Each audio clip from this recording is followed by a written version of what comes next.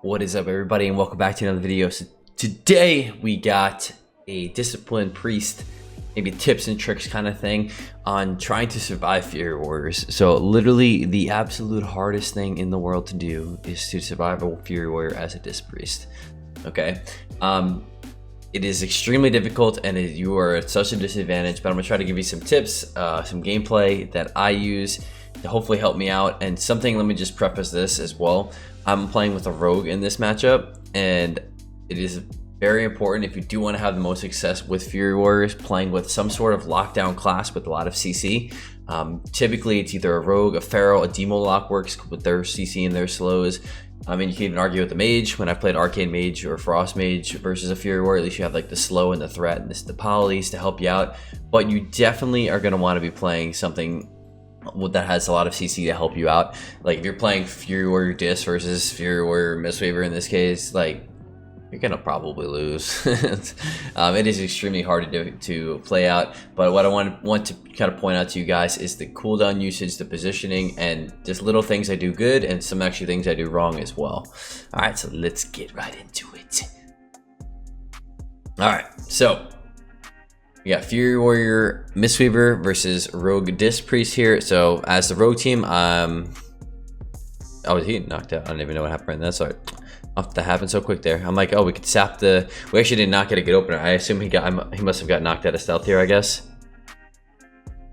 I don't know how he got knocked out of stealth.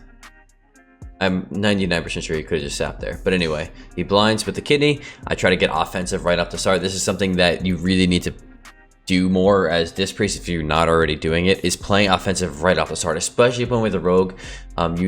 Disc priest is all momentum. If you lose the momentum right from the start and you're forced to shadow mend and like penance your partners rather than yourself, everything just kind of snowballs down on it.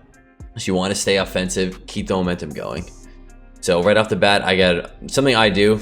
Sorry to keep back in track on this. Something I do out of the gates, if you haven't noticed already, is I instantly Radiance out of the gates. You're going to have time to regen that mana, and if you get lucky, you get a Pendant 1 proc right off the bat. You could Schism, Penance, boom, boom, boom, right off the bat. And if I end up getting a Pendant 1 proc right off the opener there, I end up even popping Badge with it as well. You can get such crazy pressure right off the start. So he gets the kidney. I go for the Schism Penance. I don't bother putting the Badge because I didn't get a Pendant 1. Mind Blast.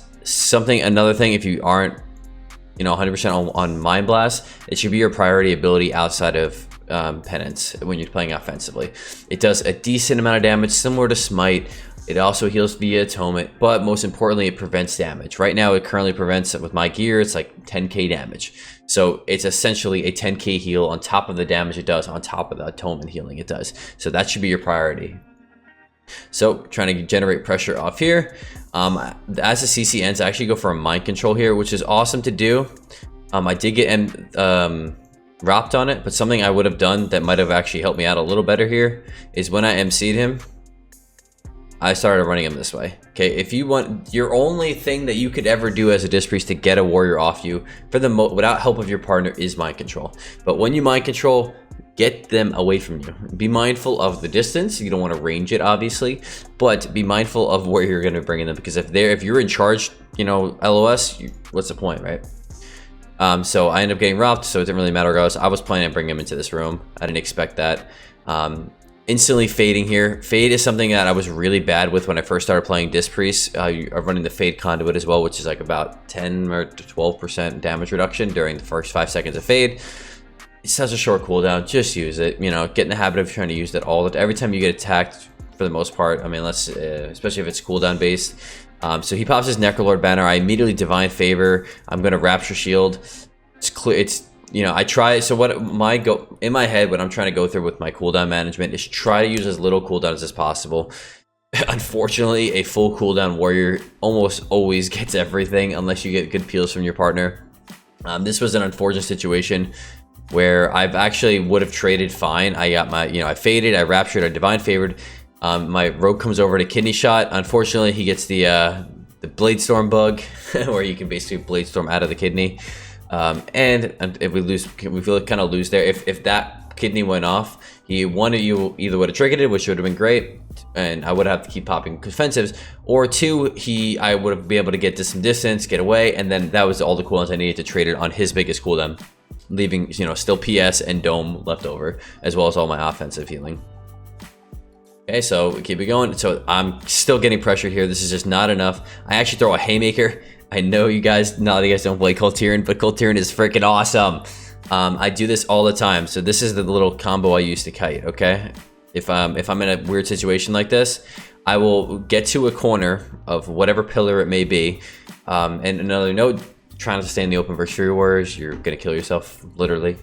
But Haymakering, Feather, Self Pendants, because I'm running Blaze of Light, so I can get like a 70% movement speed. So even if, unfortunately for me, he didn't have Hamstring up at this time, but even if I had Hamstring with Feather and Feather into Self Pendants, I would have like a very chunk movement speed, and I could at least get a little bit of distance so that I can drop the Hamstring and maybe kite for a little bit longer.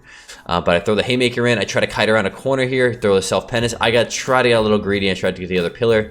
It wasn't a good idea, and you know, thinking back, I should have just kept running around this middle pillar here. But unfortunately, now I got kind of pulled into this again. I pre-dome it. Luckily here, I try not to trinket again. Greed is your best friend. If you pop all of your defensives in the first go, they will kill you on the second round of their cooldowns. And if you does not need their 3-minute or whatever Necrolord banner to kill you, they can kill you with nothing.